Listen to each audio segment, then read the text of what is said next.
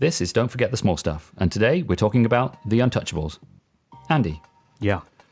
I want you to go next door where they're recording a true crime podcast. I want you to bring that co-host in here and take this co-host in there.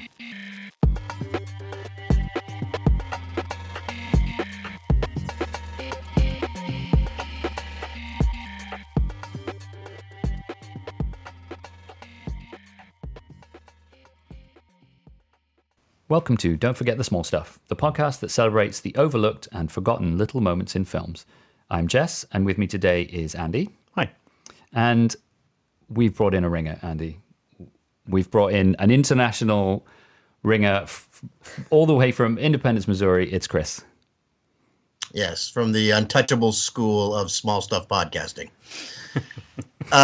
Okay, so thank you for having me. I'm really excited to be here with such two esteemed podcasters as yourselves. This is quite exciting. I want to tell you real quickly before we talk about the Untouchables.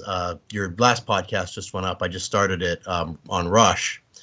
And I have an interesting memory about that movie. I actually saw it in a day when my children were away with their grandparents at a retreat. And so my wife and I went and saw 5 movies in one day. And Rush was one of the 5. So five movies in a day is not unusual for you, Chris. I've done it. I've literally done it with you twice.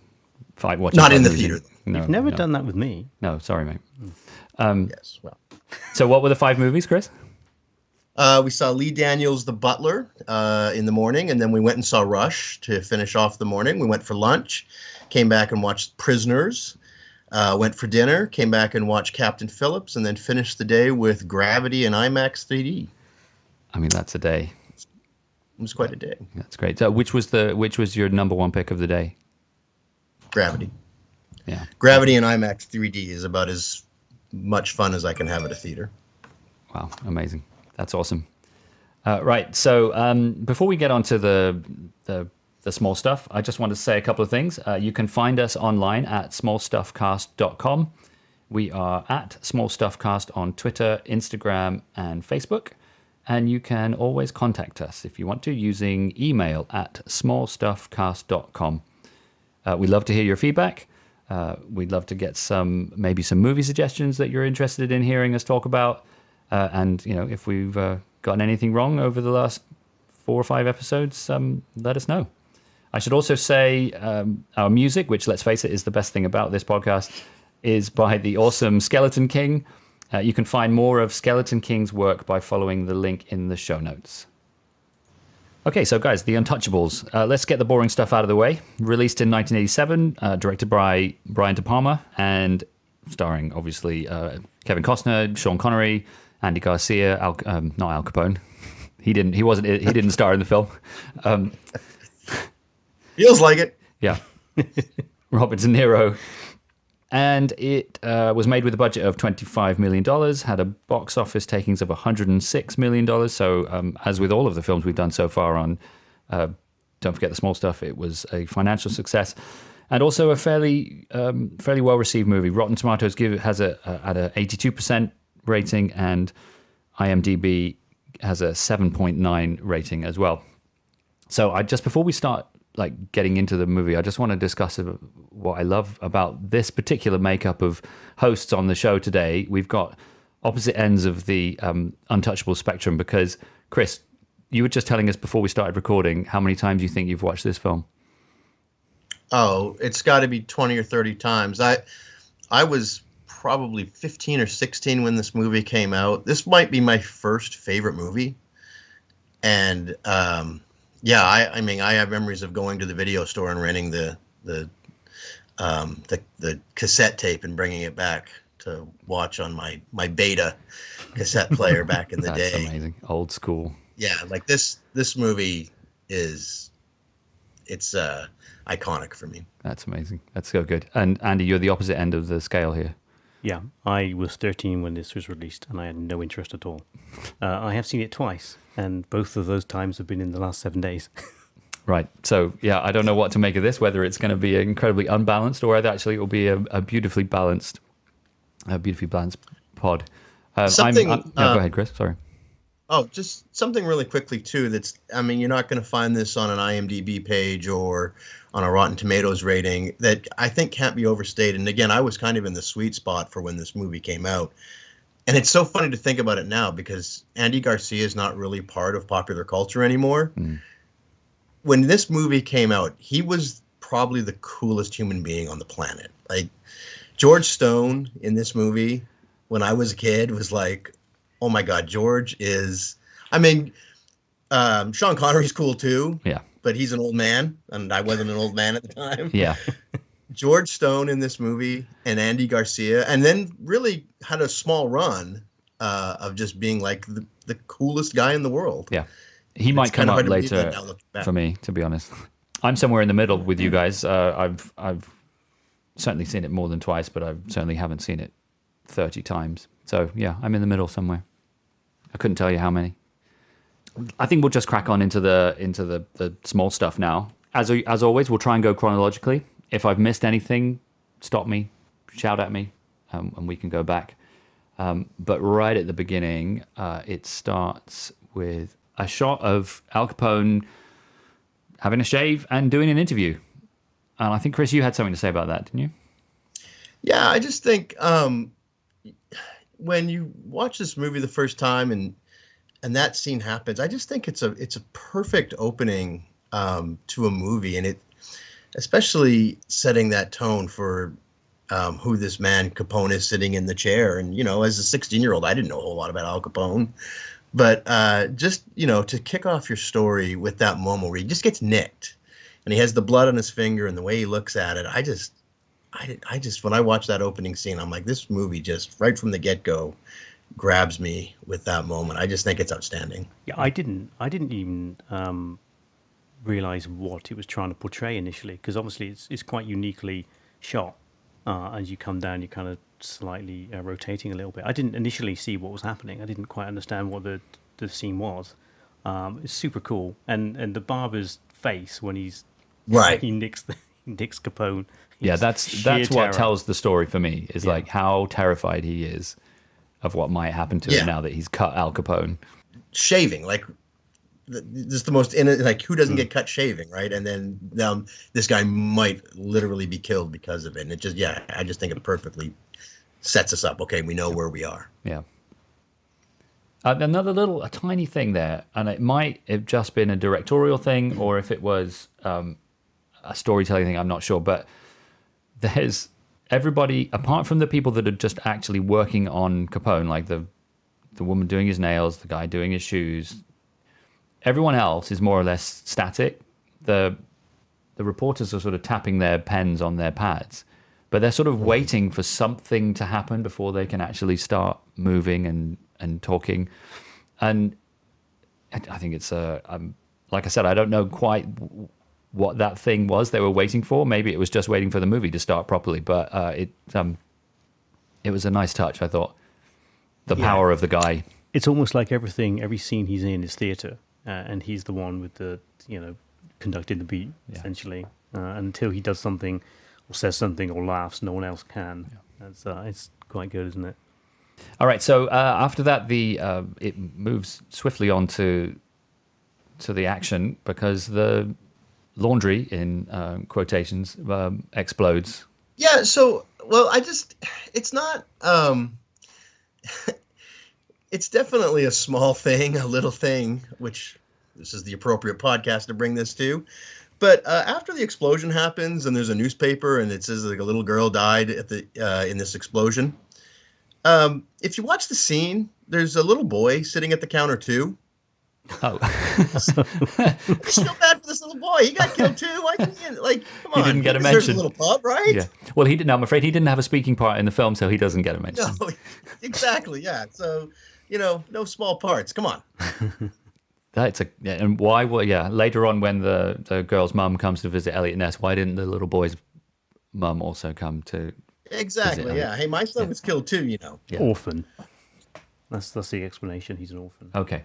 Yeah, that's why he's hanging out in He's working there. What is it? Not a speakeasy. What do you call it? An illegal bar. What were they called? It was a speakeasy. Okay, okay, that's right. Yeah, yeah. But did you notice it's a laundry in it? Or to make it look like a laundry, they just had lots and lots of shirts acting as curtains in the windows. Oh, it's a laundry? Well, yeah, it's outside. It says so and so's laundry, and the windows are basically curtained off, but with just shirts on hangers. And then you go inside, and it's just a bar. I thought she was going to get medicine. No, well, it is sort of medicine, beer. I mean, the guy fills it up with beer. Yeah, it's great. How many times have you seen this film, Chris? Not enough. Not enough, apparently. All right, then we meet Elliot Ness. There's 2 or 3 scenes with him. One is the press conference, or I guess it's a press conference with the chief of police.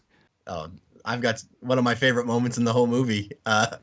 A little bit of comedy for me is the reporters just barrage him with questions. Oh, it's mad, isn't it? Yeah. One after another. And the last guy says, "Come on, Mr. Ness, answer the questions." Like, when? You literally gave him no time to speak. So he's pretty impatient. Yeah, he just says, "Just answer the questions," doesn't he? It's so good. There's a nice bit in there when one of the reporters asks Ness whether he drinks, which of course he doesn't answer. But the chief, you see him, he's got this wry smile, which is interesting, I think, given what happens in the movie later on. And then very shortly after we meet Ness and he gets his flying squad crew, we go on the first raid, which the first thing I want to say about the first raid is that he makes it very clear to the squad that the undercover agent is wearing a grey suit and a white scarf, and he is not to be arrested. I think that's wrong. I think you want your undercover agent to be arrested, because it maintains his cover. If you don't arrest him when everyone else is getting arrested, that's it. His cover's blown. Yeah, he's super dead after that, isn't he? Yeah. That's a good point. The instruction should have been that guy with the white scarf, give him an extra whack with the club. Yeah. Mm-hmm. So the raid doesn't go particularly well. I love the idea that it is big stuff, but it is also worth mentioning that the snowplow they use to raid is just a beast of a machine. It's like growling, and it looks terrifying, and it's got a cage around the canopy, like the cockpit. You've lived in Chicago in the winter, Jess, so they need powerful machines to clear the snow. They do need big snow plows. So that raid doesn't go very well, and Ness is very grumpy, and he has a little moment to himself on the bridge, and he meets good old Sean Connery.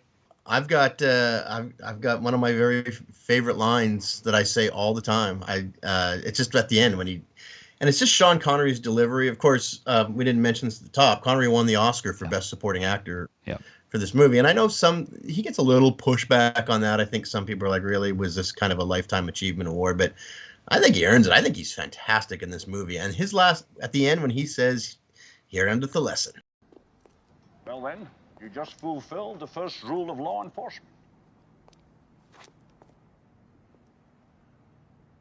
Make sure when your shift is over, you go home alive. Here endeth the lesson. I quote that line all the time, especially because I'm a teacher. I'm a high school English teacher. I mean, so, you literally say it 5 times a day then, right? Here endeth the lesson. Yes, exactly. Right. I have ample opportunity. Yeah, I think it's worth mentioning Sean Connery just for a minute. I think it's an amazing performance. I know this isn't small stuff, so we don't have to dwell on this. It's an amazing performance. He delivers some incredible lines. His physical acting is really good too. His Irish accent, however, is not good. Why does he bother trying? Yeah. Because, I mean, as far as I can tell, correct me if I'm wrong, he is a fictional character. Yeah. Right? He could easily have just been Scottish. Yeah. Right. And he's actually challenged. I think Andy Garcia's character, George Stone, actually insults him for being Irish. He could simply correct him and say, actually, I'm Scottish. There we go, done. I know there's obviously historical connotations of the Irish and stuff, but he could say something along the lines of, just throw it away. Say, well, you know, I lived in Ireland for a while, but I'm actually Scottish. There you go, done. And then no one complains about his accent. a 15-year-old Chris isn't gonna watch that movie in 1986 and be like, really, a Scottish police officer in Chicago? I just don't think I'm buying it. Yeah, it's not a deal breaker by any means. No, it just annoys me because there are some times there's like, and it continues throughout the movie. There's a couple of lines you think, oh, there's a bit of Irish. It's so strange. It's like he knows how to say 3 words, with an Irish accent. And then he goes full Connery, and he's Right. It's bewildering. No small stuff, but having just seen it, I was like, well, what are you doing? Historically he is well known for terrible accents or not bothering. So just don't bother. So shortly after we meet Malone and the raid hasn't gone very well, there's a extended sequence of Capone's butler taking him breakfast in the hotel he's living in. There was a little moment in that scene where we see the butler going up the stairs, and we see a couple canoodling in a little nook or an alcove on one of the staircases. And I'm like, oh, okay, I get the picture. I see what this place is.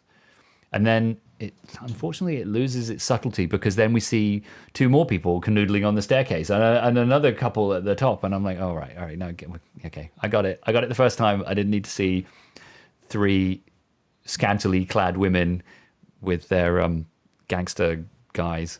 Anyway, it's a small thing, but it was a little bit annoying. When the paper gets delivered to Capone, and he does that little, he's like, when I watch that, it makes me wonder, could Robert De Niro have played the Penguin? Yes. Oh my goodness, We could. he would have been amazing. Penguin. He would have chewed that up, wouldn't he? Been amazing. I think so. And that laugh when he does is like, that's a penguin laugh right there. I think he could have done it. It's real good.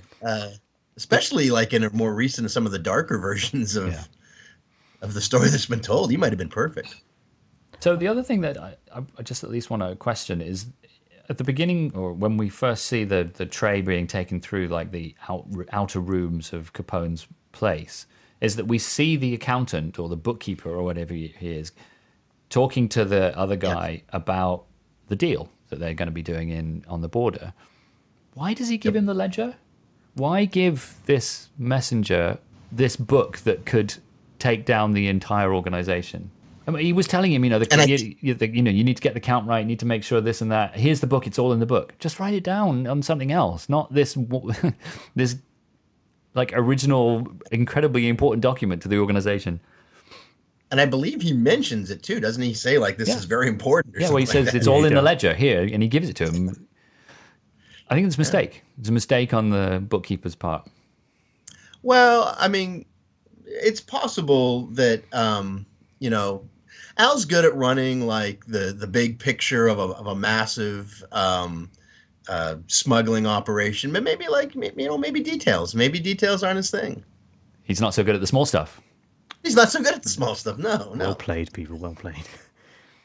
Just a couple of things on that scene for me. I noticed Capone's got a couple of chairs at the end of his bed, facing his bed, which I quite like because it suggests he does a lot of business from bed. Yes. Nice touch. He clearly, he sits up. He's got a lovely tray for his breakfast. He's delivered newspapers. You can tell he holds court there from time to time, which I quite like. And I know this isn't, and I do apologise, this isn't small stuff, but I need to mention it. I don't understand the music in this film at all. Oh. I just don't get it. Oh. I was like, this is done well. I think it won a BAFTA, did it? I think so, yeah.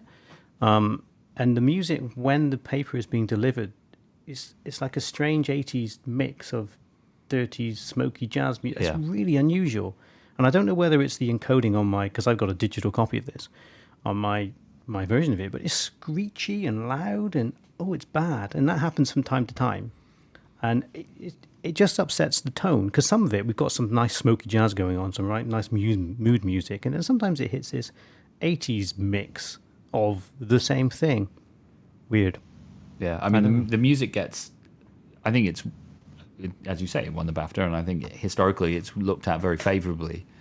And some of it I really love, like the opening credit music, I think I really like. Yeah. It's unique, it's like nothing you've ever heard before. But then, yes, there are other moments where it just seems tonally not quite right. There's another bit, which we'll get to later on, where it does, it uses the tone of the music to match the tone of the scene, but it does it in a strange time, I think. But I just find it sometimes hard to pitch how I should feel about a scene sometimes. You know, you watch a film, oh, this is going to be sad, I can tell by the music. And it's not just labeling it for you, it's just enhancing the mood, whatever mood that should be. This, I just found it slightly incongruous. I just didn't quite fit. Should I be laughing here? Is this supposed to be a joke? It was weird for me, but again, that's just a new boy's eyes on this one. I found it slightly unusual. Well, this is interesting for me because typically, this is my first time ever being on a podcast. Typically, I'm sitting in the car listening, and this would be the moment where I'd be yelling at the podcasters in my car, saying, "What are you guys talking about?" And now I'm here with you, and so I can say it to your faces. Yell what are away. you guys talking about? Oh my gosh, the music. Well, on the list, there's several things that are my favorite thing about this movie. The music's one of them. Yeah, that swanky music. Now, and I hear what you're saying, Andy. Maybe on the certain recording of it, maybe the actual timbre of the recording maybe is off. I guess I don't know. All I know is that when I watch this movie, the music hits all the right feels for me. And yeah, that music when the paper's delivered to him, I get it. And there's a lot of scantily clad women in the hallway, and there's chairs at the end of the bed, and it's just a good like time. This is debauchery. It's a good time. And the music is debauchery personified.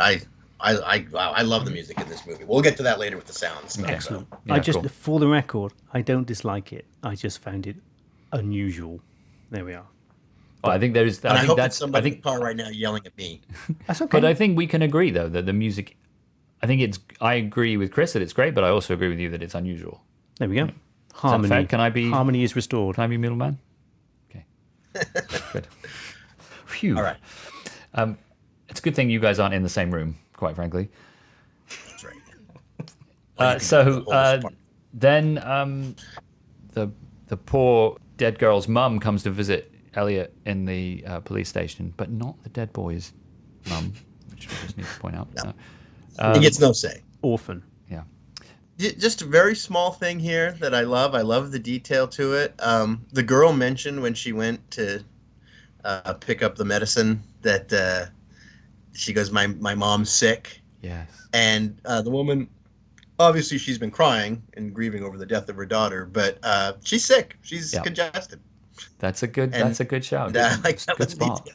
And then very shortly after that, it motivates Ness, basically, doesn't it, to go and do something about this. And it's a little bit like, if I may just take us out of the Untouchables for a minute, it's a little bit like Alex Kittner's mum confronting Chief Brody in Jaws. It serves the same purpose, doesn't it? Mm-hmm. Or to a certain extent, anyway. Yeah, so he goes to see Sean Connery. He goes to see Malone at his house. It's a great scene. I know that's not what this podcast is about, but it has to be said that's a great scene.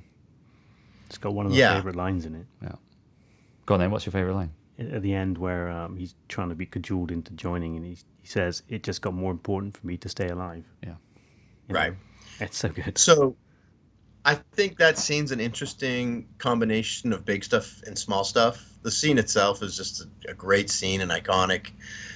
But all the little things in it, right? It's what makes it a big scene is a combination of so many little things, so many great little lines in that scene. I wish I'd met you 10 years and 20 pounds ago. Thank you, no. All those kinds of lines. There's one moment here, though, that I do want to share. So I mentioned I'm a teacher, and I had a student years and years ago, and her last name was Ness. And whenever she would speak in class during like a class discussion, I never would say this to her directly, but in my head, I'd always think to myself, Ness! Oh, teachers. I don't think what they don't say to their students. Shortly after that, we go back to the police station, and Ness meets Wallace for the first time, and he thinks it's a joke that there's an accountant in his office. And then shortly after that, he finds Malone standing. Can we go back? Yeah. Just real quickly. There's one other thing from when he goes to try and recruit It goes along with the line earlier where I laugh every time when the reporters ask him the rapid fire questions, and then they say, "Come on, answer the questions." There's also a part when he tries to recruit Malone, where he asks him why he's walking the beat, and then like 5 seconds later he goes, "I don't care, and I didn't ask." Yeah. And I'm like, "Yeah, you did." Like 5 seconds ago, you asked why he's walking the beat.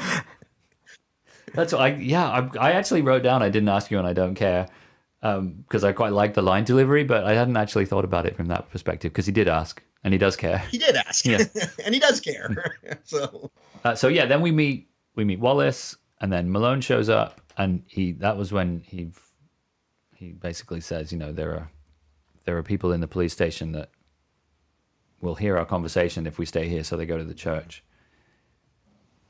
And there's a scene where they're talking, and there's some really interesting kind of, I think they call it split diopter shots, where two people's faces are in focus even though they're not at the same focal plane, and that's a bit of a photographic kind of mumbo jumbo. But I think that was quite interesting. I think it's a bit of a Brian De Palma hallmark, that kind of thing, because I think he does it in Mission Impossible as well, the first one, I think. Anyway, right. Anything else worth mentioning, in the police station or at the church? There's a guy, when they leave the church, they're talking and walking at the same time, and there's, it's quite nice actually, because they're kind of in the background of the shot, so you can see the bystanders walking down the street, and there's one guy in a grey suit, and he's doing the most gangster walk. It's brilliant. I think I spotted him as well. Amazing attitude, swagger. He's strutting, right? Oh, it's fantastic. Yeah, it's real I saw good. him. So, honourable mention to that guy. Nice work. He's really hamming it up. So, I'm chuckling a little bit because this is the thing that I was most excited to talk about. They go and recruit George Stone. Before I talk about my bit, though, is there anything else anyone else wants to say about when they go to the new recruits section of the police station? Just that the future chief of police is just a gem. Oh my god, yeah. He's so good. Could help with the force. And then he just says, "Crime." Why do you want to join the force? To protect and to protect and serve. To protect and Please don't search for the yearbook answer, huh? Just tell me what you think. what I think. Yeah. You could help with the force. You can help. Force. Huh? With crime. Thank you. Crap. What an exemplary officer. It's so good. Yeah. When we first meet George Stone, his character introduction, it's like something from a different film altogether. It's like Arnold Schwarzenegger carrying the tree trunk at the beginning of Commando. It's like we see him and he does a quick draw and he shoots like 5 or 6 times into the target, and they're perfect shots. It's like something out of a completely different film, but it's just the coolest thing and I agree completely with what you said earlier about Andy Garcia being so cool, is that character introduction is as good as it gets. It's funny too, because at the end of that, and then because Connery turns to Ness and says, "Oh, I like him," and you can see Stone's like, "What the heck's going on? Wait, what just happened?" So do we think at that point, because Stone he wasn't on board with this thing that Connery was doing, racial slur and what have you, he sticks a gun in his throat. Yeah. Was he going to throw down? Was he prepared to shoot the guy? I mean, I don't think so, but he was pretty aggressive, wasn't he? Yeah. Well, but I do think from Malone's point of view, it's like, no, this guy is willing to do what needs to be done. Because that's the thing he does say several times. He kind of sees that he's prepared to go above and beyond to get the result that was required. Can I just point out that scene where I actually think it's when he's got the gun in his throat or just after. Andy Garcia appears to be really hairy. Oh, yes. I noticed that as well. He's got hair coming up the back of his neck, like the side of the back. You can see, because there's quite a low-cut sweater. Yeah. So you can see hair around his neck, and then it's like coming up the side of his neck. Like that. Oh. I'd never thought he was super hairy, but then I guess that's not something I normally think about. How hairy is Andy Garcia? Mm-hmm. They should be our next podcast. Very shortly after that, we go on our first successful raid to the... It's the post office, yeah. Yeah. Oh, actually, no, just before that is my favorite line in the whole film, is when the police chief or the captain or whoever he is sees Jimmy and says, what are you doing? And then he just goes, shut up, I'm working. Yeah. Such disdain Yeah. for a superior officer. Oh, brilliant. But also it shows they've got a little bit of history, those two. They've got a bit of a relationship, I think. You couldn't say that to your superior officer normally. And then the raid.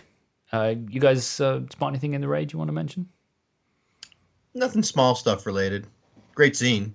Yeah. I do like how there's a handily placed axe. Yeah, hand me that axe. Hand me that axe. Oh, what, this one right here? Yeah. And also, he's as close to the axe as Elliot Ness is. He could easily have reached for the axe. Yeah. Right. Yeah. It says on the case, in case of raid, break glass. Yeah. And then they have a bit of a celebratory meal with cigars, and the guy comes and takes the photo. So the thing that I mentioned or want to mention is the way it's so beautifully choreographed with the camera, because the camera is rotating around the table. Yep. And Yeah. it's not like immaculate, but every time someone's talking, they're in the frame, and then they'll pass out of the frame, and then someone else will be talking, and they're in the frame. It's so beautifully choreographed. It's really well done. And then the enthusiasm speech with Al Capone. It's pretty disturbing. Right. And obviously a famous scene, but there is a small stuff aspect to this scene that I wanted to talk about that I think is exemplified best in this scene, but really throughout the movie. This is a great murmuring movie. So background hubbub. Yeah. Yes. Yeah. Hubbub. Yep. Hubbub. Just like all these guys during the speech repeating and murmuring. It's like, no, teamwork, yes. I love it. Enthusiasm. They look at each other for it's acknowledgement. Also, exactly. And all, like whatever is coming out of his mouth, right? Like he could have said, like, what's the most important part of baseball? Free candy. And they're like, yep, free candy, baseball, free candy. It goes together. Like, and also it's a great murmuring movie, and it's not just with the Capone and his gangsters, but it's a great laughing movie. Lots of, like the scene before where they're sitting around the table together after the first bust, and it cuts in, and the first thing, and you don't hear any dialogue. All you just hear is people are just laughing. And this is a great laughing movie too. Just lots of scenes where the reporters are always laughing whenever they're gathered around Capone. Great murmuring and laughing in this movie all the way through. Good. We maybe should have a category, best murmur. Harumphing. Then, Chris, you wanted to mention the transition between the Capone speech and Elliot and his family in their house. And I think this illustrates too, like really the heart of this podcast. Small stuff doesn't have to be subtle stuff, because this isn't a subtle thing, but it's just a small thing that makes such a big deal in the movie. To cut from a mobster beating a man to death with a baseball bat, and you cut directly to a dad praying with his little girl as she goes to bed. Like, can we highlight the contrast between these two men more clearly than that? Yeah. And really throughout the movie, I noticed on this watch, when I was really trying to pay attention to small stuff, they do it throughout the movie. That's why it's so effective when the mom comes and visits him at the beginning. This is a family man, first and foremost, and he cares about his kids, and he cares about his family. And the other guy, in the meantime, is beating somebody to death with a bat because his place got raided. Yeah. Just that cut. That it's just a harsh cut, just bam, one to the other. I think that really summarizes what this movie's trying to get at. The contrast between the two men. Mm-hmm. And actually how Elliot has to slightly veer on his wholesome path at times to he compromises himself to catch him in the end. But he has to send his family away. They can't be a part of his life while he becomes who he's not. Yeah. Then there's the visit from the alderman. He tries to bribe Elliot, and then very quickly after, we realize that, as you've just said, he has to send his family away because there's a threat to their lives, essentially. That whole sequence where they have to drive away, and his daughter does Eskimo butterfly dad when he says goodbye to his daughter. That's a great, very effective scene, I think. I'm going to mention it probably later on in one of the categories, but there's a great looking scene when Stone and Malone show up, and they point their guns at the car as it drives down the center of the street. I think that's a great scene. Were you going to say the same thing, Andy? Yeah, that was on my great looking scenes list. But yeah, you're right. Just going back actually, just a touch, and to your point, Chris, about the kind of contrast between the two guys and the way in which he slowly slips. You know, Ness has to sort of push himself toward Capone in the way he behaves and some of his values. Comes across really nicely where he goes to find his daughter. He's worried she's gone. The camera keeps left and she's on the right of the scene, and he's got his gun out and then he's hugging her, and in one hand he's got his pistol. It's really effective. It's really cool. It's quite symbolic actually, and then obviously they're sent away to keep safe, but to keep safe. And then also, though, I think like Jess, like you hinted at, though, like if he's going to become the person that he has to be to do this, they can't be around anymore. Like they have to. Yeah. If we jump back real quickly, I just have a real quick question I want to ask about the bribery scene. Would that be top 5 worst ways to die? Cut off your nose, put you in throw you into a sack with a wild animal, and throw you into the river. I mean, you're dying 3 ways, aren't you? I mean, right. Well, at least 2. Either you drown or the rats eat you. But yeah, set the bag on fire, then throw him in the river. Maybe that would be. I feel like we need to keep a list now. Worst ways to die. Yeah, mentioned or seen in a movie. All right. Yeah. Good point. Because that's number 1, because it's the first one. Yeah. But I don't know much that's going to be beaten.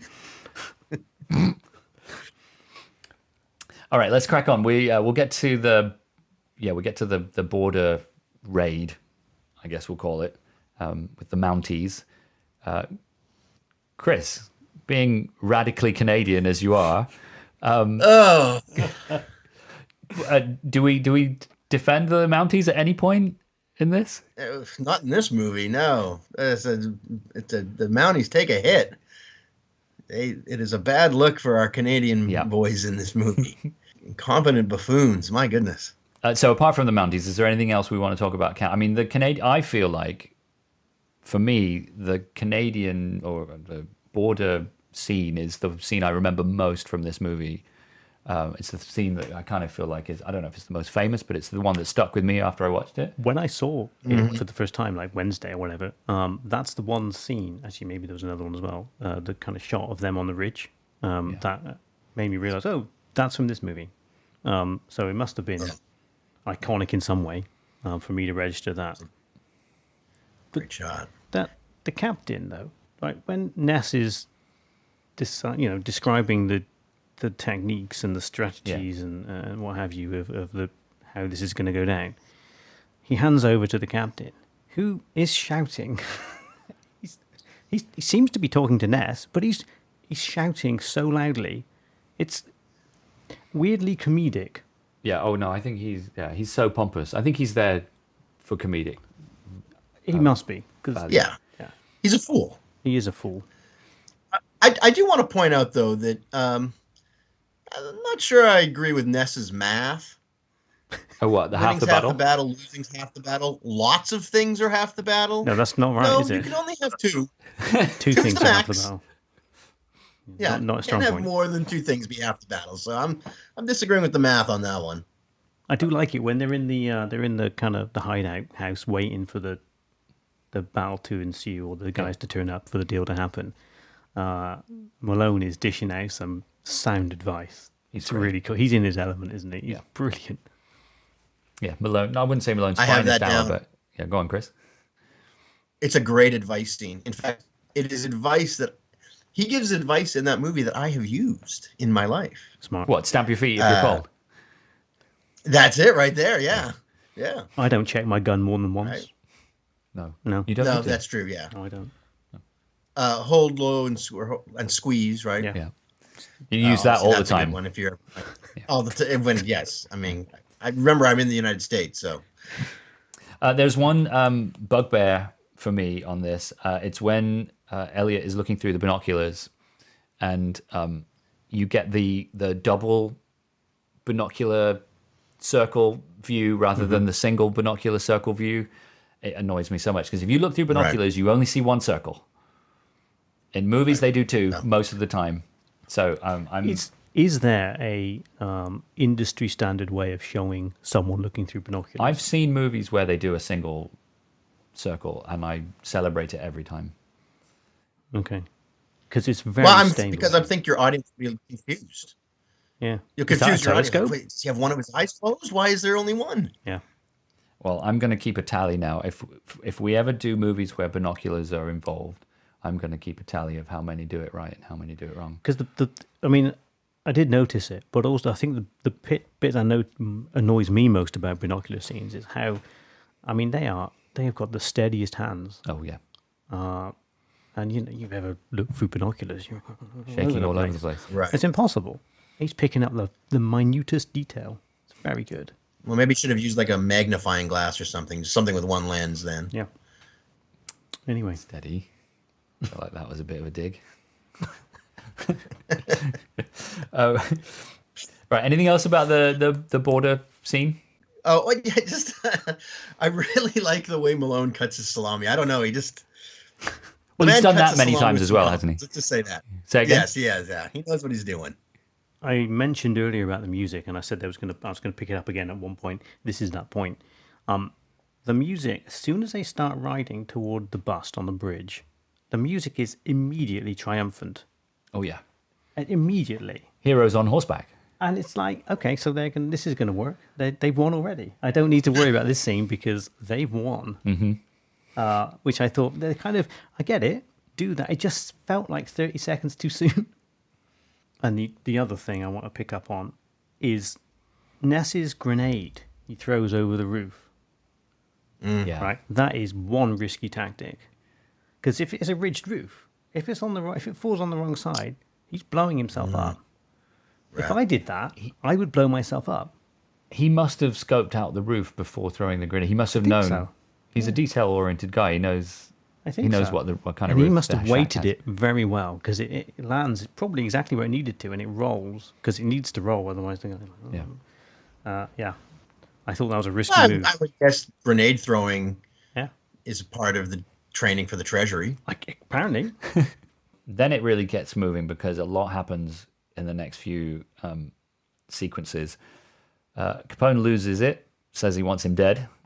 And then out of nowhere, Elliot has a new baby. And then very shortly after that, there's it's quite shocking, the scene where Wallace and the witness get killed in the elevator. That scene hit young Chris very hard. I bet. Because you loved Wallace probably because he's cool and he's sort of, well, I don't know if he's cool, but he's likable. He's the one I could relate to the most because I'm not George Stone. Yeah. And so Wallace is if I were an untouchable, and now his blood is splattered all over an elevator. It's a very, very cleverly shot scene. There's a lot going on, isn't there? Mm-hmm. It seems to just be a continuous shot at the start where they're reporting what's happening, and then the characters come in and out of doors, and it follows them. And I thought that's super cool, like that. Do we think that the woman that comes out of the elevator, who distracts Wallace, do you think she's part of the plan? Do you think she's one of the gang? Yes, because she looks back over her shoulder. Yeah. So she is specifically there to distract him from looking at the cop that's not a cop. Yeah. Well, and I think she's also the one that helped get Nitty into the elevator. Okay. Yeah. He kills that cop on the inside. She's the contact on the inside. Yep. Yeah. So I think she's in on it for sure. I have that note down. That's my take as well. Okay. I mean, it certainly makes it look like she is. I just wanted to kind of verify. Yeah, a lot goes on. It's all fairly big stuff, though. After Wallace dies, there's the confrontation with Capone and Ness, and then we go to the opera. And at the same time that Capone is at the opera, Malone is being stalked in his home and being then shot. And then we move on to the scene where Elliot goes to Malone's house and finds Malone in a streak of blood in his hallway.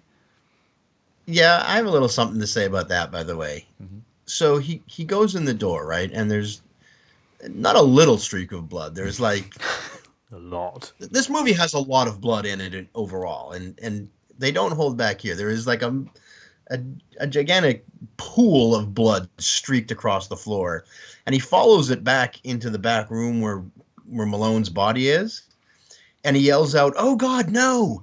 And I'm like, what were you expecting? Like, did he cut himself? Did he cut his finger? Like, I mean, all the man's blood is on the floor. I think you should have expected to find him. In fact, you know what? I think I would have went back there and been like, "Oh, you're alive still? Like, that's kind of amazing." Yeah. Yeah. Good job, buddy. Yeah, that blood was a hint. I just think it was a hint that Something's up. that he wasn't going to be okay. Yeah. Another great line. I mean, again, this is not small stuff, but Malone's line, "What are you prepared to do?" as he's dying. Mm-hmm. What a death. It's all-time great deaths, right? Yes. Yeah. And how he's, what are you? It's slightly comedic when he's grasping for the note, and Yeah. you know, Ness is like, "Do you want this?" No. Yeah. He throws it away. It's No, very I good. don't. And then it cuts to obviously Capone at the opera, which is Pagliacci, Yes. which interestingly enough is often paired with Cavalleria Rusticana because it's actually quite a short opera. It's like 80 minutes long. Okay. Which obviously Cavalleria Rusticana and the Intermezzo was played at the start of Raging Bull, which is also Robert De Niro. Oh. Yeah.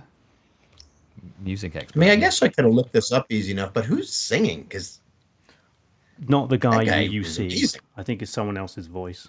I did look it up, and I never heard of him. But yes, he's very good. geez, yeah, I was moved. I was crying, Yeah. All right. It's Then. the power of opera. and I hadn't had any enemies killed, and I No. was still moved. So. Absolutely. I can't tell whether, because obviously Capone is moved by the music, but then he gets the news about Malone, and that look on his face is like, I'm still crying, but I'm also quite happy about this news that I've Yeah. just received. There's the scene, which is also another classic scene from the film, perhaps the other one that I remember, is the shootout on the station stairs at Union Station. Again, it's classic. You guys must have something to say about this. Tons about this. We could do the First whole of podcast all- on this, right? This scene alone, absolutely. Okay, so first of all, when he arrives at the train station and okay, this is, I'm going to step on locations real quickly, Yep. but Jess, your wife is from Chicago. Is that a real train station? I'm pretty sure it's Union Station. I'm not sure. I have been to those stairs. I have seen that staircase, but I don't know if the external stuff and the columns and the pillars and things, I don't know if that is at Union Station or whether it was how it used to be. I don't know. But I have seen the First of all, staircase. what a spectacular room! Like wow. But when they go down the stairs and they pan off as Stone's going back to check the back door, and there's two guys on their hands and knees with towels wiping the floor. Yeah. Are they hand cleaning the tile? Like, what are they doing? Well, Don't they have are mops and they shit are on hand cleaning the 1920s? because a little bit later they're a little bit further on. Like they move, as far as I can tell, they move down the floor. They must be there 24 hours a day, constantly just cleaning. Nobody gives them a mop? Like, come on, can we help these guys out a little bit here? Hand cleaning each tile. No wonder it's such a beautiful building. I got more. Yeah, go. Yeah. This is your time, Chris. Go. Okay. It's a bad job by the mom. Can we agree that? Like that, Oh. like forget the shootout, that there's gangsters. Like, what are you doing, ma'am? Like, She's struggling with the holding the fundamentals baby of carrots motherhood. and suitcases. Can you figure this out? Yeah, it's not hard, is it? Um, Pick the suitcases up, take them to the Or top. just let the baby cry for a bit. You don't have to keep soothing the baby. Babies cry. Exactly. Yeah. Yeah. Now, this poor woman, I don't know why she's at the train station by herself. Plenty of empathy, but come on. There's the old riddle about how do you get, you have the fox, the grain, and the hen. How do you get them across the river, right? Like, you do it one at a time. You don't try and take it all at once. This is it's a terrible choice on her part. And, Yep, agreed. You know what? I'm going to go ahead and say it. She almost got her baby killed because of it, right? If she would have just done this right, she would have been out of the building and everything would have been So fine. that's on her. I'm putting it on her. Okay. It's her fault. Yep. Bad momming. All right, come on then. Another hot take, Chris. Let's go. Oh, how about Stone's takeout of? I mean, the most famous part of the scene, obviously, is when he has the guy in his sights at the end. Yeah. But before that, the shot from like Across the room, 100 yards away through the pillars. Yeah. Yep. That's got to be in the movie shot Hall of Fame. Like, has anybody in a movie ever taken a with a revolver as well? It's not a rifle or anything. It doesn't have a scope. Yeah, what a shot. Yeah. Well, and the other shot, the shot where he takes out the guy that's holding the accountant, is that he shoots the guy through his mouth because there's no bullet hole. There's no bullet hole anywhere. Yeah, he's so yeah, cool. And he's laying on his back holding a carriage. But I think for Stone, that's an easy one. Like Stone's like, whatever. I could do that every day. Yeah, literally calls his shot as well. It's like baseball. It's like he's pointing to the stands. It's real good. But I think like the long shot through all the pillars. I bet even Stone was like, "Oh dang, that's a pretty good shot." Yeah, he didn't have time. He didn't have time to congratulate himself. He had to run with his 2 revolvers, one black, one silver. By the way, I don't know why that is. And him sliding in, again, this is probably big stuff now, but him sliding in and throwing that revolver to Ness. So cool. Come on. Yeah. Andy Garcia is the coolest man in the world. Yeah. Potentially the hairiest also. Maybe that's what happened. Maybe he did a topless scene and people were like, oh, you're not as cool as I thought. His career is over. Right, Chris, keep going on the Union Station stuff if you've got it. I think I've covered everything that I needed to cover on that one. Good. All right, and then we get the for grand finale, the courtroom and rooftop chase and courtroom ensemble.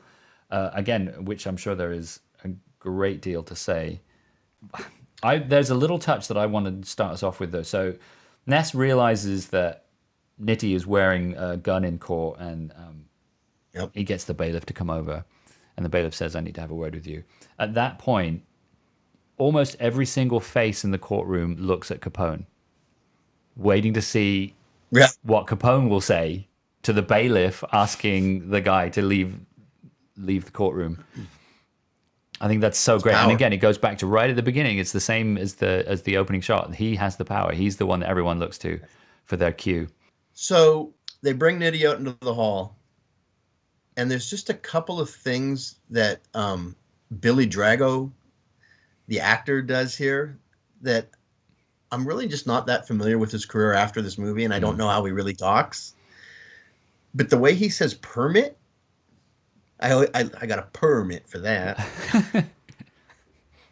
And then when he says, okay, Treasury man, I just the way Billy Drago talks in that scene, I'm just like...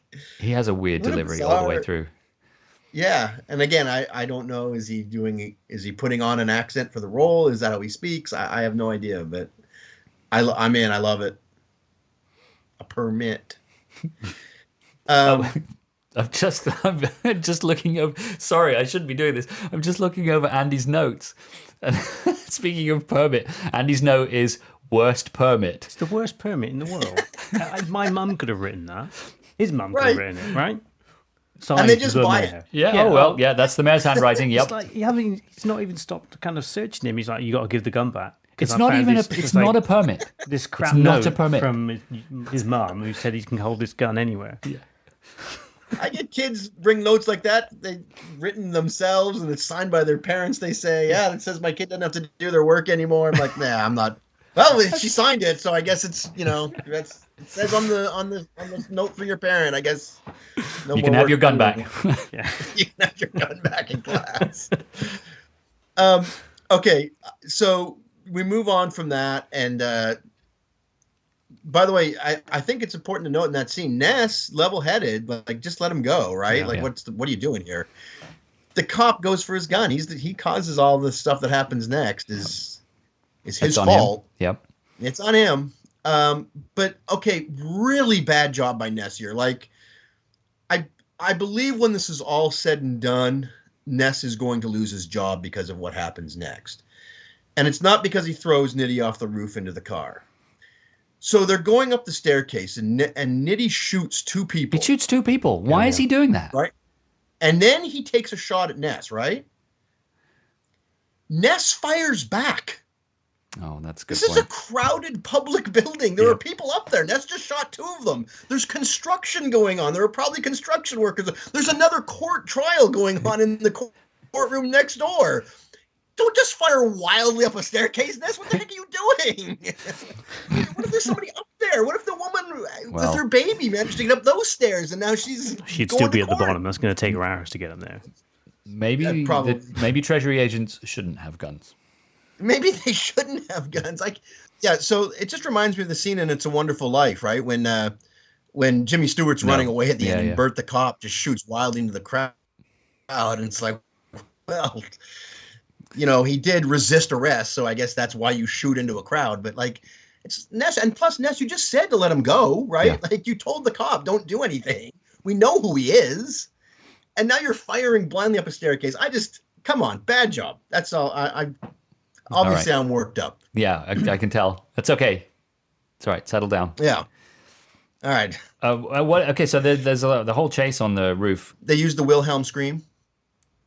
Is that? I see. I wrote that down as well. Is it the Wilhelm scream or is it Kevin Costner when he rolls off? Is that what you're saying?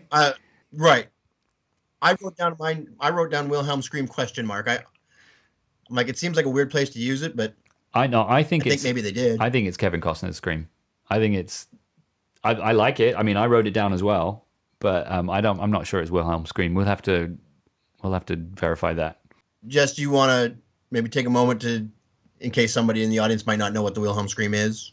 No, you can do it. Oh, okay. It's just a bit of audio that's been used, gosh, I don't know, for 70 or 80 years now. Somebody shouting. I think it's from an old Western. Yeah. Some actor Wilhelm falls off a horse or something like that. Yep. You can hear it in just about every movie. Yeah, I think you basically can watch any action movie and there will be someone somewhere. And once you know it exists, you will hear it every time. Yeah. Mm-hmm. Yeah. There's a piece of audio that is often used for crows. Oh, the same kind of thing. I'm certain it's the same audio clip every single time there's a crow. Wilhelm's crow. And now, as you say, now you know of it. Yeah. It will bug you every time you hear it. There we go. Yeah, so get a good take. You should use. When Niddy is on the ropes, he starts going down. Then he starts coming up again. What's happening? Why is he? What was his plan? Was he trying to get to the bottom, or I don't? Make your mind up. You going up or down? How high is he? Because that's what I'm not sure. I'm not sure how high. When he starts trying to go through the window, which he tries once and barely, the window clearly doesn't move. Yeah. He starts to climb back up, but it looks to me as if he could have just jumped down to the floor. I mean, that might be the camera angle, but I'm sure he's not. Otherwise, he would. So I thought the same thing. When they show him from the top, you're like, just let go of the rope, dude. Yeah. You're 10 feet tops, not even that. But then when they show from the bottom, it looks like he's actually 2 floors up. Okay. So do we think that he decided that he was too far off the ground to drop, and so he's like, well, bugger it, I better go back up? Right. Or maybe he remembered, oh, wait, I have a permit for my gun. I actually don't have, I'm not going to get arrested. I've got another one here which says I can't be arrested from my mum. Yeah, I can shoot people too, so from the mayor. Well, you need to, extend to him all courtesies. Absolutely. So, yeah, he can shoot people. It's fine. That's true. Then we go back in the courtroom and he swaps the jury, which is a great trick, by the way. Yeah, go on. Sorry. Hold it. When he pushes Nitty off the roof, why? Why? Why do they show that? Him going, ah! Just leave it at the wide shot of him falling. It's great. But they show that like half a second clip of looking at his face. I knew you were going to mention this. It's the worst because you read my notes. No. It's the worst. It's the worst. Get out of it. It's the worst. I agree. I love this movie, and that's the worst. It's the worst shot of the entire film. It's completely unnecessary, isn't it? Completely, because it looks cool when they show it from the side. That's a good shout. Good point. And by the way, on top of that is fabricated, right? Because Nitty actually took over for Capone in real life. Oh. Yeah, he ended up running the organization. Well, I'm led to believe that much of this film is fictionalized. There's not a lot of basis, in fact, really, on much of what happens in it. So he also had although you know what, I've seen this movie 30 times, and now maybe he's not. Maybe he didn't die. Maybe he's alive in that car. No, he looks alive. It's true. I don't know. It's just scratched his up. legs at a really weird angle. Well, and his brain is on the inside of the car. So, he could, maybe he's okay. Okay. I just want to mention really quickly, I know I'm going to rush ahead, and you can bring it back in a sec, but when all hell breaks loose in the courtroom, the judge's gavel banging is one of my favorite things. He's whacking that gavel like crazy, and it's flying around on his desk. Love that. Yep. Well, I also should mention too, Capone should settle down at the end. He, at least according to the movie, he's not going to jail, right? Like, are we in agreement here? No, I don't think any of the three of us are legal scholars, but none of what just happened there is holding up an appeal, right? Like, you can't just swap juries. Like, there is jury selection that has to happen in a trial, and his lawyer can't just switch the plea on his client. Like, Capone's is going to get a different lawyer. They're going to file a whole bunch of injunctions and say, no, this was not a hung jury, but a broken trial. So I mean, he's winning on appeal according to the movie. Anyway. So you're saying it's made up? Is that what you're saying? This is all made up? Yeah. Okay. This doesn't work that way. That's disappointing. That's not how the legal system works. And I think that's about it. You guys all go tapped out. Just you the got last line. It's a big thing, but it's also a small thing. I just you're nothing but a lot of talking a badge. Mm-hmm. It's a line that I carry with me. Just, as with a lot of movie lines, I don't often say them out loud to people, but I think them all the time. I think you could work that into your class. I'm fairly certain you could. But yeah, I think kids probably would say it to me if I would teach them the line, right? But yeah, just whenever I run into authority, I think to myself, you're nothing but a lot of talking a badge. Nice. All right. I'm going to say it to Jess later on the podcast when he tries to shut down one of my takes again. But okay. I think that's fair. I will be honored. Yeah. Yeah. Right. I think that'll do it for the first half. We'll take a break.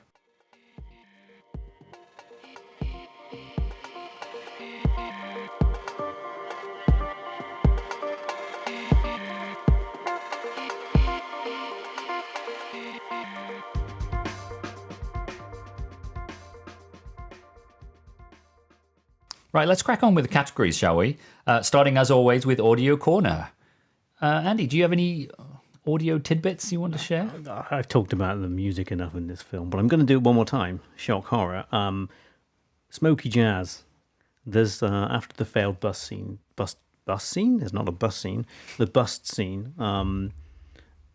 Ness is walking down the stairs, and it's dark. He's going towards the bridge to have a moment on himself, and then the jazz comes in, and that's lovely. Yeah, I do like that, and I think that's probably the reason why it grinds me when it overlays the 80s synth to it. Right. But anyway, I do like the smoky jazz, so there you are. I'm pinning I'm a tenant to that one. Yeah, nice. Chris? So first of all, before I get to my actual nomination, I watched this movie with the subtitles on. And early on in the movie, on the subtitles during the music, it said melancholy saxophone. And I'm like, is that the most 80s subtitle of all time? Yeah. Really, if you want to define an era, melancholy saxophone might be it. Kenny G. My nomination. So I think the greatest combination of music and image of all time is in Jurassic Park when they see the first dinosaur. Yeah. And the music goes and they show him looking up and the whole thing. So this isn't on that level, but I think it's the next level below when they cross the street to go to do the first raid. Yes. And that music kicks in. That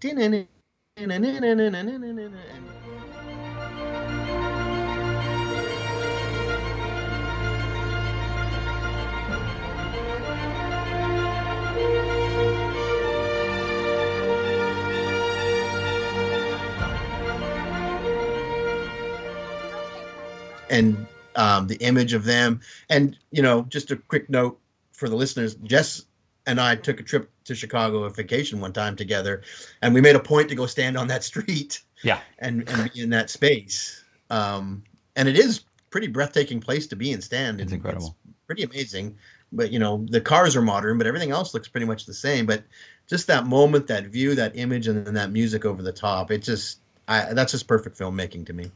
Yeah, I agree. I think I struggled with Audio Corner. apart from the music, which we've already discussed, my winner is a little bit of a cheat, really. I'm going to go with the way Connery delivers the "What are you prepared to do?" line. I just think what it symbolizes is that he is saving up every last ounce of life he has to challenge Elliot in this moment, and then he delivers that line with great power, and then immediately dies after. And I just love that delivery. So that's my winner. So most of the ounces of life are on the floor because he's bled so much. So you said that the winner was the one, the crossing the street music is your winner. Crossing the street. I do also make just a quick shout out.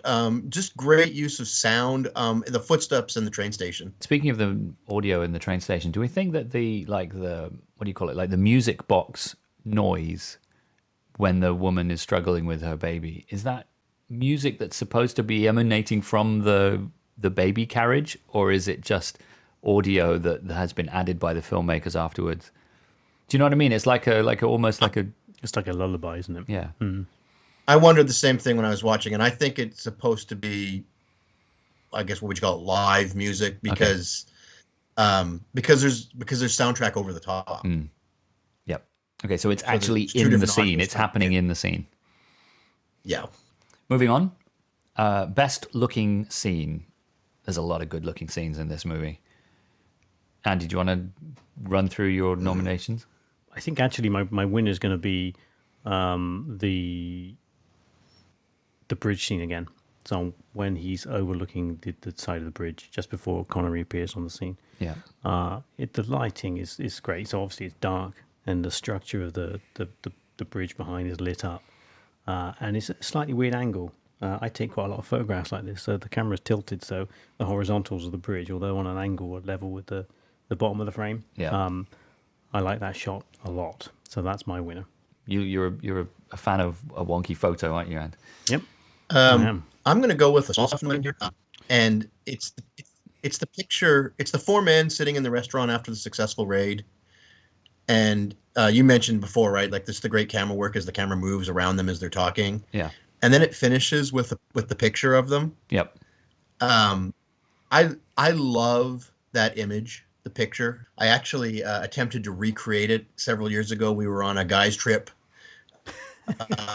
weekend, and we were sitting around and we had somebody take our picture, and we were kind of lined up the same way as they were. I just think that picture is the epitome of brotherhood and bond. Mm-hmm. I just love that image. It's my favorite image in the movie. So for you, that image of the photo that's taken is your best looking scene. Is that what you're saying? That photo at the end, yeah. So I have a couple that I just want to mention. I think you kind of briefly talked about it, Andy. The horses on the hilltop in the raid at the border, when the camera moves across the valley and then up to the hill, and then we see all of that row of horses on the top of the hill, the silhouette. That's a great shot. The view when Ness is lighting his cigarette with the infamous matches right at the end, just before he chases Nitty up to the roof. That whole scene is shot from ground level upwards, and there's the dome of the courthouse behind his head in the background. That's a great looking scene as well. Yeah. But my winner, I think that also mirrors. Can I just go ahead real quickly? Yeah. It mirrors also another great shot that's similar when Malone decides he's going to come on board and they're in the church together. Yeah. And it shoots them from below with the domed roof and the beautiful stained glass. I love that. Yeah. This is beautiful. So my winner, though, for best looking scene is just after Elliot Ness has sent his family off in the car, and Malone and Stone show up, and there's a shot in their street where George Stone, the coolest man on the planet, is standing there with his cool leather jacket on. He's got his Tommy gun on his hip, and the four of them are just lined up on the street. Yeah. And the church is in the background. The lighting is brilliant. So that's my winner. Awesome. It's a good one. Right, Monsieur Mendel Award for our favorite incidental character, Chris. Oh, there's a lot of good ones here. I'm going to go ahead and go with John O'Shea. He's the alderman from the 43rd Ward that comes in to have a brief conversation. Oh, he's so horrific, Chris. He's your favorite? He's so horrible. Absolutely, because like your reaction right there. Yeah, that's a great job by him, right? Like he is so repugnant. He's just horrible, and like that, he's got that awful smile.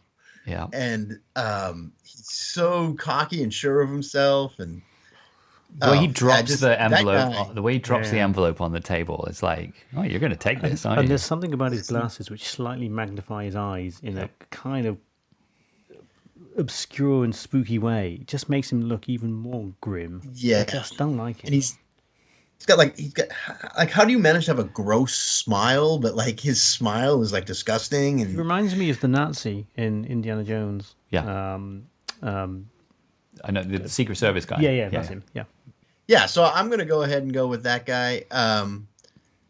Although, I mean, I don't know. Maybe the other end of the spectrum would be then the Canadian captain, but I can't choose him because he makes my people look bad. Yeah. So I've written the Canadian captain down as one of my nominations because he is so utterly pompous. And when they are riding triumphantly to save the day, as they've jumped the gun on their attack from the rear, he's just shooting. He's just shooting at them from about a mile away. Mm-hmm. I mean, what an idiot. Yep.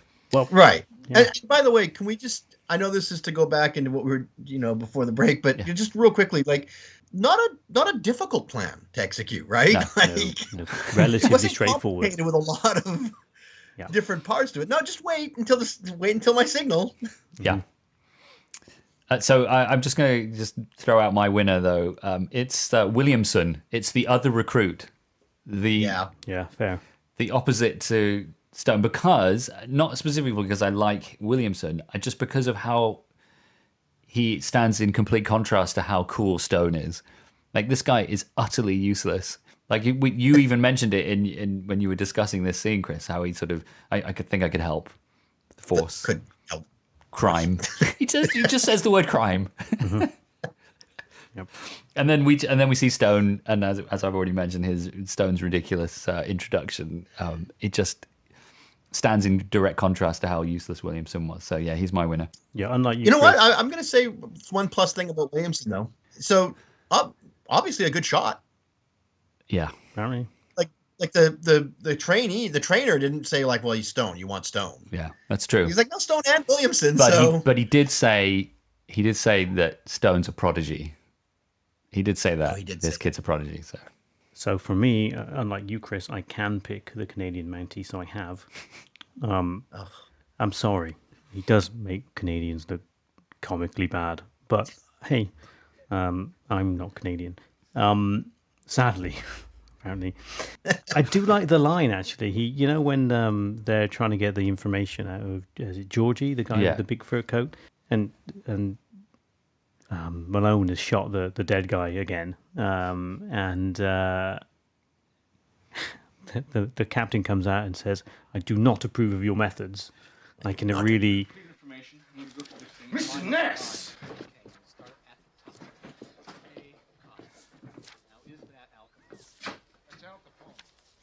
Not to approve of your methods. Yeah? Well, you're not from Chicago. Oh, it's a school teacher voice. Yeah, he does not like them. He does not. Funnily enough, his methods are terrible. Everything he does is bad. These guys do something slightly off the book kind of way of doing things, but they get the job done, and he does not approve. So anyway, Canadian Mountie, comic relief, I'm afraid. Yeah, but maybe if you didn't jump the gun and go before the signal, we wouldn't have had to shoot the dead guy in the head. Maybe it's your fault, Mountie Man. Yeah, he's a terrible person, I'm sure. Yeah, the fact is, we've all mentioned Canadian Captain in our, even if he wasn't our winner, he was our nominee, and you've given it to him. So unfortunately, Chris, I'm sorry to say, but I think he might actually be the winner this week. I understand. Do we count votes? No, we don't. That's not how this works. All right, let's move on. Best location, Andy. No, without question, for me, it's the bridge bust scene where the whole combination of the the shot on the ridge and them coming onto the bridge, and unfortunately I'll bring in the Canadians up again, but unfortunately, just that whole location I think is great. It's gorgeous, isn't it? Yeah, it's really, really nicely done. It's lovely. Do we know where it's supposed to be? Clearly on the border, but no. It's far enough for them to have to fly from Chicago. The Canadian border is actually not that far from Chicago. Right. I mean, it is far, but not flying necessary range. But anyway, yeah, that's mine anyway. Yeah, it's really gorgeous. Chris, you got a best location? Sorry. Yeah, I'm gonna go with the train station.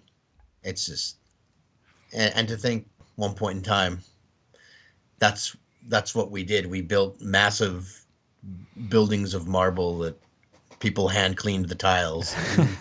And yeah, that doesn't happen anymore, does it? People don't build grand buildings for grand building's sake. You know, we're just functioning buildings is what happens nowadays. I mean, quite frankly, you could pick almost any location in this film, and it would be a candidate for best location. I love, you mentioned it already, Andy, I love the bridge, the Michigan Avenue Bridge, where he meets Malone for the first time. Because you can go there, that's still there, that kind of the pedestrian area underneath the roadway and stuff. It's amazing. But I'm going to go with what you said earlier, Chris, the street where the police station is, and opposite is the post office. That's South LaSalle Street in Chicago, and the building that you can see at the end of the street is the Chicago Board of Trade building. And yeah, like you said, Chris, you can still go there. I've taken many photos on that street, and it looks very similar to how it is in the film. It's a great location. I'm surprised that other films, I mean, maybe they are, maybe other films are set there, but what a great period location for movies. Feels like you've gone back in time. Yeah. I'd just throw out a nomination. It's not my pick, but the opening scene not the opening scene, but the scene near the beginning when the little girl blows up and the boy. That whole little set. I don't know if that's a set they built in a studio, or if that's a location they found, but the detail in that little set is really incredible too. Yeah. It reminded me a lot of The Sting, because they have a lot of elevated train scenes, and it was a bit like that. I wonder if it is a film lot, a Chicago film lot, maybe. Yeah. Prop or item from the film that you'd love to have, Chris? Well, my nomination, I'm not going to pick it, but I'm going to nominate this device. And the reason I'm not going to pick it is because I don't know what it is. Whatever the thing that Jimmy Malone is grinding when his house gets raided. Oh, I think it's his gramophone. I think it's his record player. He's winding up his. Oh, he's winding up to listen to some music. Yeah. Okay. It's where he keeps his. It's where he keeps his shotgun. It is apparently with his record collection. Because he keeps his shotgun in the gramophone and he keeps his whiskey in the oven. Right. Well, as you would. Yeah. So that's my nomination. I'd like to have something in my house that you have to crank a handle to grind something. I thought maybe he was making coffee. No, I'm going to go ahead. I'm going to pick. So I don't know. Tell me if this is cheating. Can I have all of Jimmy's quote unquote soft clothes? Sure. I think so. Yeah. I love his jacket. Maybe just pick the hat. I love the hat. The hat. Yeah. It would look good on you. Yeah. Yeah. I want to wear those soft clothes. I love it. What the clothes that the police captain constantly has a go at him for? Yeah. With your soft clothes. Yeah. Dressed like, what does he say? You're dressed like going to the carnival or something at one point. Right. Oh yeah, I assume that's supposed to be an insult. I think so. Because I think he looks great. Wow. Exactly. It's not a uniform. That's the thing, isn't it? It's not a uniform. Yeah, his buddy's beyond disgusted by it. But yeah, I'm like that. I'm not a cool guy, but if I was to wear that outfit, I would be 75% cooler. I agree.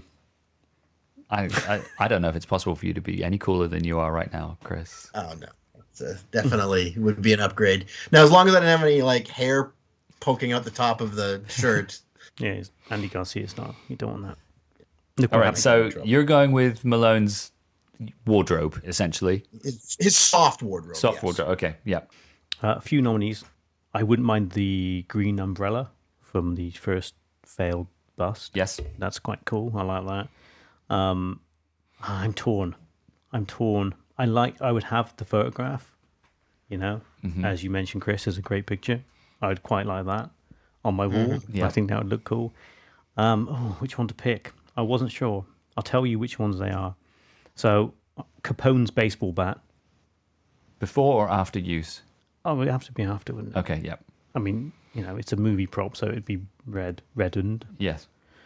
Or Nitty's permit. I don't know. Oh, you mean the letter from his mum? Yeah. I would. Yeah, I'm going to go with his permit But because you I could like just make one of those your own. You don't need it from the movie. I could just write. What am I thinking? I could just write it myself. Yeah. I'm the king of the world. Signed, my mum. The nice thing about the permit is that you could actually, if you had the actual one for them, you put it in a frame, you put it on your wall. It would be really a simple bit of movie memory. I mean, you could hook the bat on the wall and stuff. Yeah. But anyway, people would pick the bat up and start swinging it. And that's bound to be what would happen. So I'll go with the permit.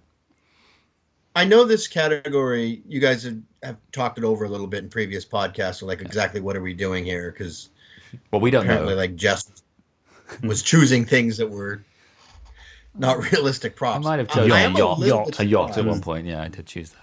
Yeah. Right. But I think this is realistic, and I'm a little surprised, Andy, you didn't, because I know you're a car guy. I'm surprised you didn't pick a car. Yeah, I'm also quite practical, and I can see that car, any of the cars, and thinking, that's going to cost me a fortune. Right? I'm going to have to maintain it. I'm going to have to insure it. This permit is going to go on my wall, and I'm going to admire it, and it's going to cost me nothing. That's a good point. Yeah. That's why I worry about your yacht choice. I'm like, the maintenance of a yacht. No, it's a good point. I can't take it back, though. It's been recorded, that podcast. I can't go back.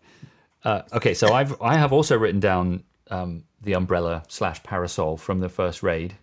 I think that would be a great thing to own. But no, I am going to go with the photo of the four of them.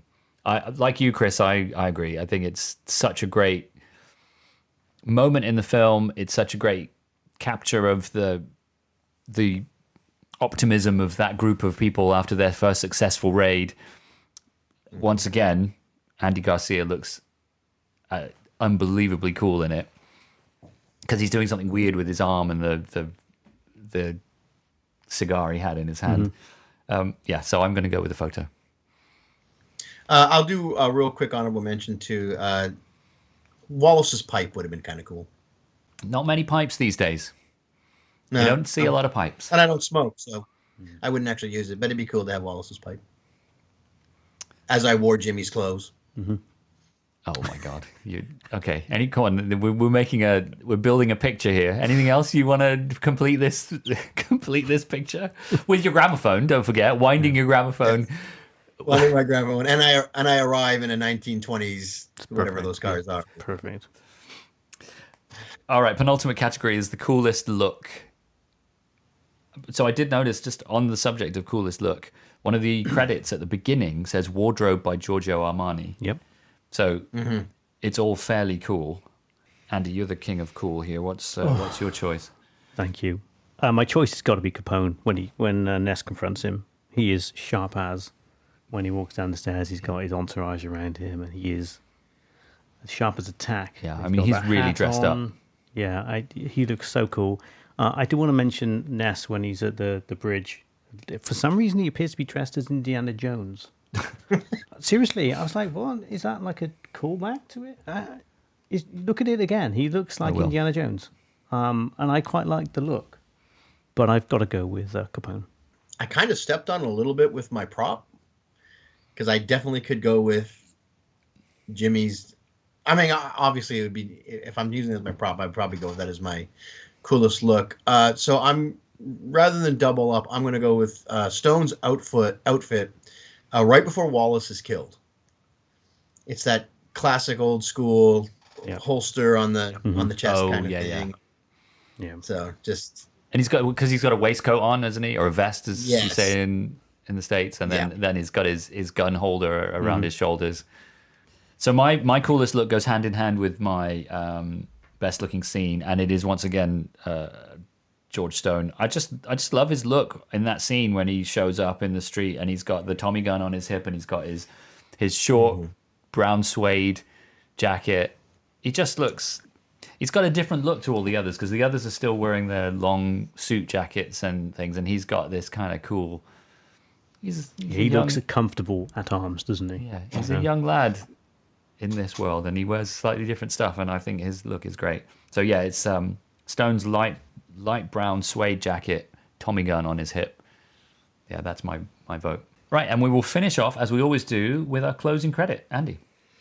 Good old long credits on this one, which gave me a lot to choose from. But I'm going to go with the politically incorrect Fat Man, as played by John Bracci, or Bratzi. I'm not sure how you pronounce that.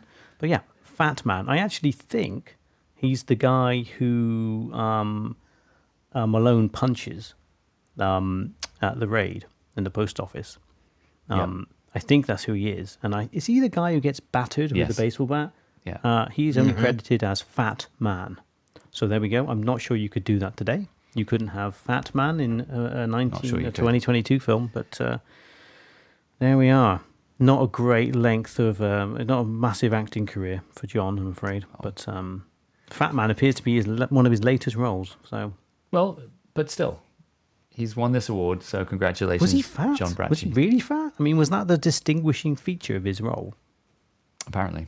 Yeah, I didn't look at him and be like, whoa, that guy needs to not eat so much. But, yeah, I think that's harsh. It's a harsh stereotype that's been labelled to John. But there we are. Fat Man, John Bracci. Congratulations. All right, that'll do it for this episode. Thank you for listening. Thank you, as always, Andy. Thank you. And thank you, Chris. Thank you very much for having me, guys. It was just an absolute great time being on here, and I look forward to being back in my car and yelling at my radio again next week. Good. Well, we will look forward to that as well. Yeah, we've loved having you with us, Chris, and we'll do it again soon. Yeah, it's been great. And that's cheerio from me. Next time, just in time for Christmas, we'll be discussing National Lampoon's Christmas Vacation. Maybe give it a watch if you want to join us, but don't forget the small stuff.